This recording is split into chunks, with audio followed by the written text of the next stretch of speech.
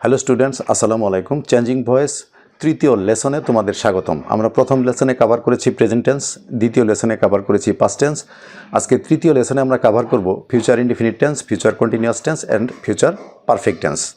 তার আগে একটি রিকোয়েস্ট আছে, যারা ইতিমধ্যে আমার চ্যানেলটি সাবস্ক্রাইব করেছো তাদেরকে ধন্যবাদ, আর যারা চ্যানেলে নতুন তাদেরকে রিকোয়েস্ট করব ভিডিওতে একটা লাইক দিয়ে চ্যানেলটি সাবস্ক্রাইব করার জন্য। তাহলে শুরু করছি changing voice of future tense.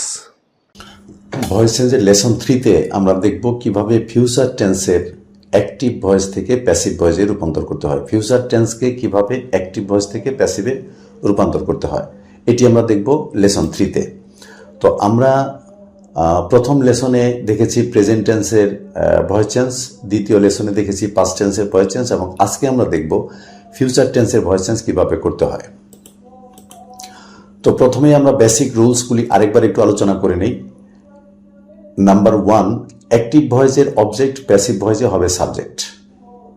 আমরা যখন অ্যাক্টিভ থেকে প্যাসিভে রূপান্তর করব তখন এই বেসিক রুলসগুলি আমাদের মেনে চলতে হবে, তাহলে খুব সহজেই অ্যাক্টিভ থেকে প্যাসিভে রূপান্তর করা যাবে।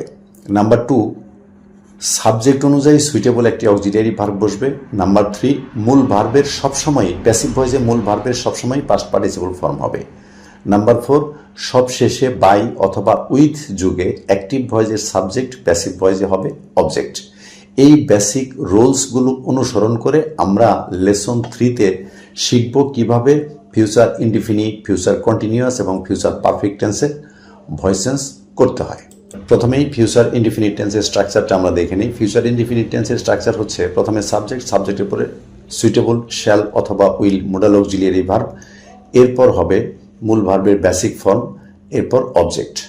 তো বেসিক রুলস অনুযায়ী আমরা প্রথমে অ্যাক্টিভ ভয়েসের অবজেক্ট রয়েছে এ ম্যাঙ্গো, এটা হয়ে যাবে প্যাসিভ ভয়েসের সাবজেক্ট এ ম্যাঙ্গো। এরপরে মোডাল অক্সিলিয়ারি ভার্বের সাথে অতিরিক্ত একটি বি যুক্ত হবে, শ্যাল বি অথবা উইল বি হবে এখানে। এরপর বরাবরের মতোই মূল ভার্বের পাস্ট পার্টিসিপল সবসময়ই হবে প্যাসিভ ভয়েসের ক্ষেত্রে, এবং সবশেষে অ্যাক্টিভ ভয়েসের যে সাবজেক্ট আছে এটি বাই যুগে হয়ে যাবে অবজেক্ট।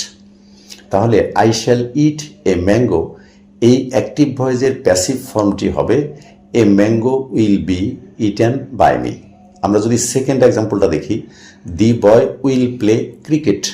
এখানে বেসিক রুলস অনুযায়ী ক্রিকেট হচ্ছে অ্যাক্টিভ ভয়েসের অবজেক্ট, এটি নিয়ম অনুযায়ী হয়ে যাবে প্যাসিভ ভয়েসের সাবজেক্ট, এরপর মোডাল ভার্ব, তারপরে বি উইল বি মূল ভার্বের পাস্ট পার্টিসিপল প্লেড, এবং সবশেষে দি বয় এই সাবজেক্টটি বাই যুগে হয়ে যাবে অবজেক্ট।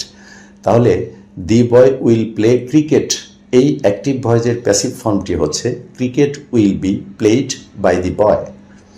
এরপর আমরা দেখব ফিউচার ফিউচার কন্টিনিউয়াস টেন্সের ভয়েস চেঞ্জ কীভাবে করতে হয়। প্রথমে আমরা ফিউচার কন্টিনিউয়াস টেন্সের স্ট্রাকচারটি দেখে নিই। ফিউচার কন্টিনিউয়াস টেন্সের স্ট্রাকচারটি হচ্ছে সাবজেক্টের পরে শ্যাল বি অথবা উইল বি, এরপর বরাবরের মতোই কন্টিনিউয়াস হওয়ার কারণে মূল ভার্বের সাথে আইএনজি যুক্ত হবে এবং তারপর অবজেক্ট। তাহলে I shall be eating a mango, এটি হচ্ছে অ্যাক্টিভ ভয়েস।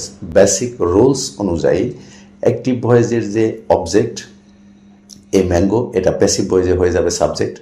এরপরে মোডাল ভার্বের সাথে বি, শ্যাল বি অথবা উইল বি, এর সাথে অতিরিক্ত বিং যুক্ত হবে। এই যে অ্যাক্টিভ ভয়েসে মূল ভার্বের সাথে আইএনজি থাকার কারণে প্যাসিভ ভয়েসে বিং এই ওয়ার্ডটি যুক্ত হবে, এবং বরাবরের মতোই মূল ভার্বের হবে পাস্ট পার্টিসিপল, এবং সবশেষে অ্যাক্টিভ ভয়েসের সাবজেক্ট বাই যুগে এখানে হয়ে যাবে অবজেক্ট। যেমন আই সাবজেক্টের অবজেক্ট হচ্ছে মি, তাহলে I shall be eating a mango, এই সেন্টেন্সের প্যাসিভ ভয়েস হচ্ছে a mango will be being played by me, eaten by me.